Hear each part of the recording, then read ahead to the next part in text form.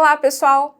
Hoje nós vamos ver a lição 12, que vai falar um pouco mais e aprofundar sobre estatística. Nessa lição, nós vamos chamar um pouco a atenção para as ferramentas que nós usamos para representar dados estatísticos. E neste caso aqui, nós temos alguns itens, uns tópicos falando sobre os gráficos que nós usamos. Então, por exemplo, o gráfico de barras, ele é utilizado para comparar diferentes categorias ou grupos, né? As barras elas podem estar na vertical ou na horizontal. Os gráficos de linhas, eles são ideais para mostrar tendências ao longo do tempo. Percebam que mostra sempre um ponto em um lugar, daí sobe ou desce, e aí ele tem que chamar atenção para o ponto como se fosse um número específico naquele gráfico.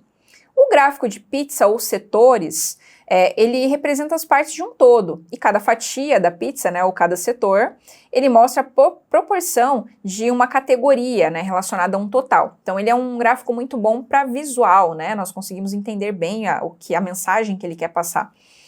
A tabela simples, ela organiza dados em linhas e colunas básicas, né, a tabela simples ela não tem mais de uma informação em linhas e colunas. Diferente da tabela de dupla entrada, que é uma tabela que vai ter mais de uma informação, algumas vezes em coluna ou em linha. Normalmente em coluna, né? A gente vai ter sempre mais de uma informação ali para trabalhar com outros dados que estejam em linhas.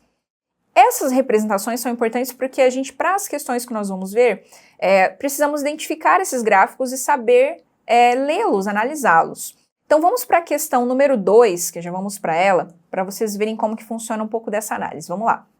Com base nos dados apresentados no gráfico aqui que está ao lado, os meses em que houve o aumento nas unidades vendidas de um produto foram respectivamente, veja, tem um produto aqui sendo vendido e distribuímos aqui ao longo dos meses o quanto, né, que aumentou ou diminuiu ou continuou a mesma venda, né, quantidade de vendas desse produto.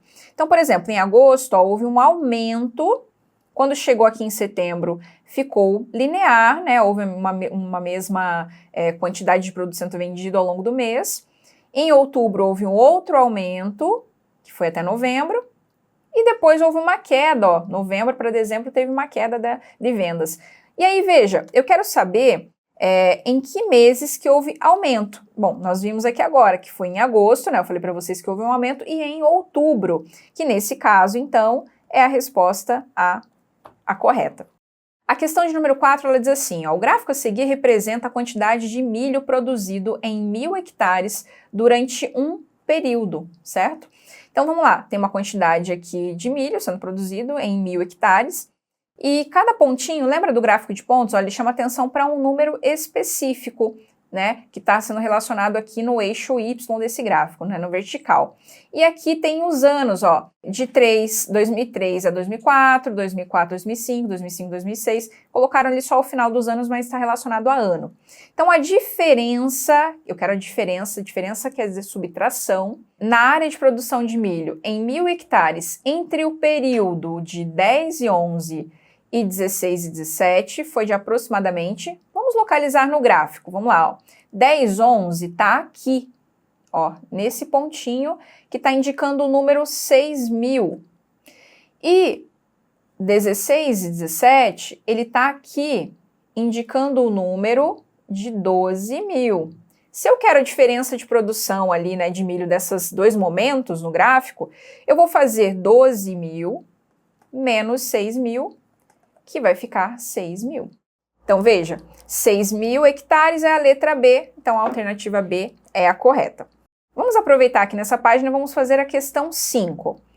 Analise na tabela a seguir o consumo em kWh de uma residência no primeiro semestre de determinado ano. Então, eu tenho uma residência, né, e teve um consumo em kWh, né, na energia, de janeiro até junho.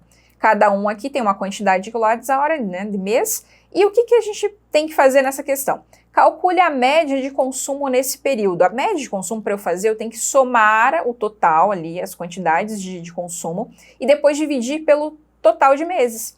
Como são 1, 2, 3, 4, 5, 6 meses, eu vou pegar, somar tudo e dividir por 6. Então, vamos somar, primeiro aqui, 175 com 181... com 178. Vou somar os 3 primeiros de cada e depois somo junto os outros dois. Então, 5 com O 1 dá 6, com 8, 14, vai 1. Aqui 7 com 8, 8 mais 8 dá 16, 16 mais 7, 23, vai 2. 2, 3, 4, 5. Esse deu 500, então o primeiro bloco deu 534. Vou somar o outro bloco agora. 192 com 165 com 170. Então 5 com 2 dá 7. 9 com mais 6 vai dar 15, 15 com mais 7, 22, vai 2, 2, 3, 4, 5. E vou somar agora esses dois valores, vamos lá. 534 com mais 527, eu vou ter aqui 11, sobe 1, 6 e 10. Esses valores aqui agora eu vou dividir, né, esse valor total, por 6, porque são 6 meses para eu ver a média. Eu vou dividir por 6, vai dar 10 por 6 vai dar 1, vezes 6 vai dar 6, para chegar até o 10 é 4, então 46 depois vai dar o 7, que 7 vezes 6 é 42, para chegar a 46 sobra 4, e 41 aqui vai me dar o 6 vezes 6, 36, que vai sobrar 5. Se eu quiser continuar um pouco mais, né, colocar uma vírgula, eu vou colocar o 0 e vai dar 8. Então, esse aqui é o consumo, né, a média de consumo aproximada nesse período. Então, a média de consumo foi de 176,8 kWh.